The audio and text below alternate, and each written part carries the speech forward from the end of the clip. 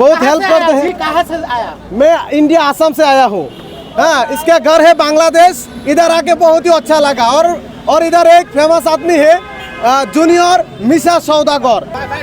ভাই ডায়লগ কর না ভাই, আচ্ছা আগেরটা তো বুড়ো হয়ে গেছে, আপনি নতুন গা। না যখন আমি যখন প্রথম মিজান ভাইয়ের দোকানে আসলাম সেদিন একটা ডায়লগ ভাইরাল হয়েছিল এবং সেই ডায়লগটা ছিল এরকম, মিজান ভাই উদয় রান্না করছে বা হয়তো বা প্লেট ধুইতেছে, তো আমার সময় আইসা বলতেছে আমি কৃষ্ণ হইয়া রাধার লেগা গাধার মতো বাঁশি বাজায় গেলি রে, এইবার মিজান তরে ধাঁধা দেখাইয়া আদা জল খাওয়াইয়া তোর ভাতের হোটেল আমি কাইরা নিমরে।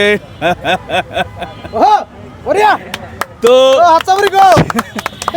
সেই ভিডিওটা প্রচুর পরিমাণ ভাইরাল হয়েছিল। তারপরে কিন্তু মিজান ভাই সেই দিন উনি খুব ব্যস্ত ছিল, তো ব্যস্ত থাকার পরে উনি সেদিন আমি ওনার সাথে তেমন কথা বলতে পারি নাই, উনি ফ্রেমে ছিল।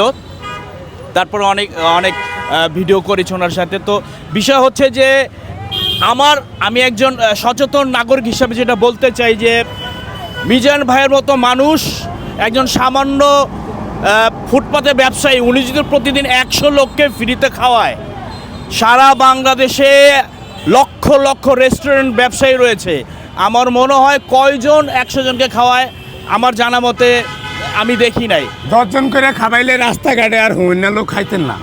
তো আমি ওনার এই মহৎ কাজটাকে সবসময় সাপোর্ট করি, আপনারা সাপোর্ট করবেন। আর আমার পাশে যিনি রয়েছে শাহজালাল বাদশাহ, উনি কিন্তু সেই ভারত আসাম থেকে এসেছে। ওনার এই ভিডিও দেখে যে এইখানে মিজান ভাই যে সামাজিক কাজগুলো করে সেটা সারা ওয়ার্ল্ডে যেন প্রচার হয়। তো আচ্ছা, আপনি যে এই বাংলাদেশে আসলেন এবং আমাদের মিজান ভাইয়ের ভিডিওগুলো দেখেছেন, আপনার অনুভূতিকে বা আসামে এমন কোনো হোটেল আছে যেখানে ফ্রি খাওয়ানো হয় বা 100 টাকার আনলিমিটেড খাবার?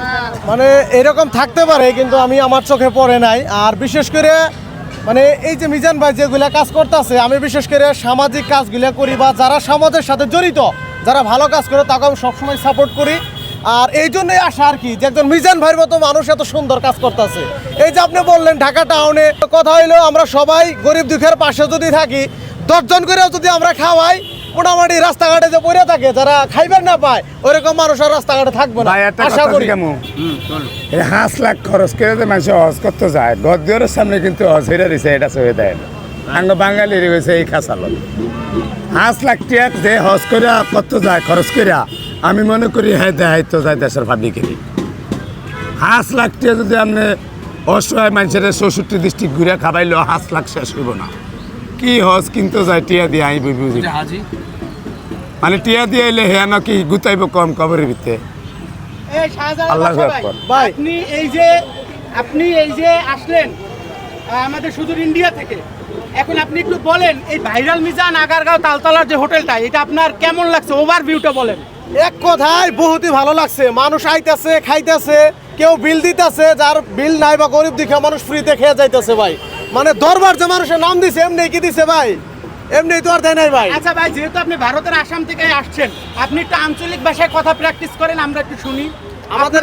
আমাদের গ্রামের আসামের আমার অসমত মানে অসমীয়া ভাষা কোৱা হয়। আমার অসমীয়া ভাষা, মই এতিয়া আহিছোঁ মিজান ভাইৰ ওচৰত। মিজান ভাইৰ এটা হোটেল আছে, ইয়াত মানে মানুহে ফ্ৰী খাবলৈ পায়। মিছা ভাই গম পাইছেনে আপুনি কথাবিলাক?